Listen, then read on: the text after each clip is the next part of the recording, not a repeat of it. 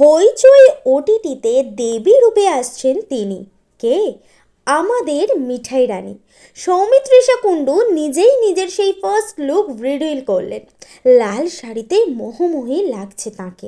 লিখলেন দেবী coming soon.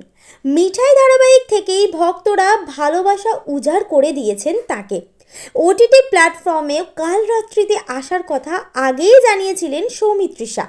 আর এবার দেবী রূপের সেই অপূর্ব সুন্দর লাল শাড়ি পরা রূপ সোশ্যাল মিডিয়ায় পোস্ট করলেন তিনি।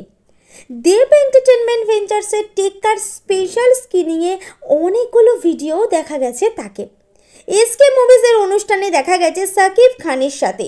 তাই দেব নাকি সাকিব তার সাথে পরে ছবি করতে চলেছেন সৌমিত্রিষা, এই নিয়ে একটা গুঞ্জন তখন থেকেই মাথাচাড়া দিয়েছে। কিন্তু সেই গুঞ্জনকে আপাতত সরিয়ে রেখে ওটিটি প্ল্যাটফর্মে দেবীর পোস্টার পোস্ট করলেন নায়িকা। তাতে গুঞ্জন কিন্তু উড়ে যায় না, কারণ কাল রাত্রি দেবীর কথা আমরা জেনেছিলাম অনেক আগেই।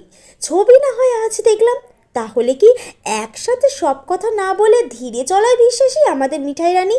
উত্তরটা না হয় সময়ের হাতেই থাক। এমনই টালিগঞ্জের রন্ধনমহলের হাঁড়ির খবর তাড়াতাড়ি আপনাদের কাছে পৌঁছে দিতে বদ্ধপরিকর টাইমলাইন ক্রিয়েশন। আপনাদের কেমন লাগছে লাল শাড়ি পরা মোহময়ী সৌমিত্রিষাকে? মন্তব্য করে জানান আমাদের মন্তব্যের বাক্সে।